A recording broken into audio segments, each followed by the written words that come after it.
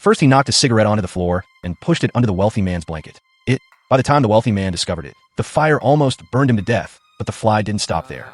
Next, he used a file to sharpen his claws until they were razor sharp, then cut open a wire on the table lamp. Finally, the fly lured the wealthy man near the exposed wire. The moment the wealthy man touched the wire, he began convulsing. To get rid of this fly, the wealthy man poured a large amount of insecticide on the table. But what he didn't know was that the fly hadn't fallen for the trap. Instead, the fly put the poison into the wealthy man's wine glass.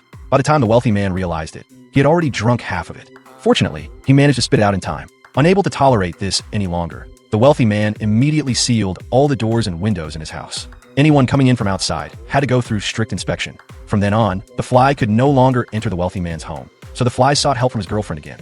Soon, the girlfriend arrived at the wealthy man's house. Just as she was about to unscrew the window, she didn't know that the wealthy man was quietly approaching. A woman's tears accidentally dripped onto the table, and this scene happened to be witnessed by a fly nearby.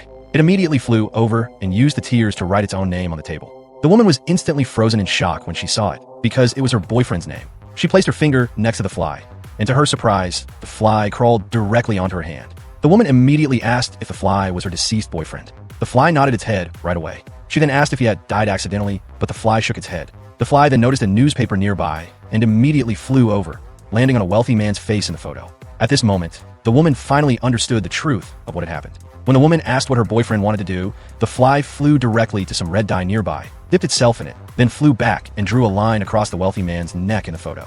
The woman instantly understood what it meant, so she made a special protective mask for her fly boyfriend and had him exercise with toothpicks. After a full year of training, he finally became a killer fly. He then secretly made his way to the wealthy man's house.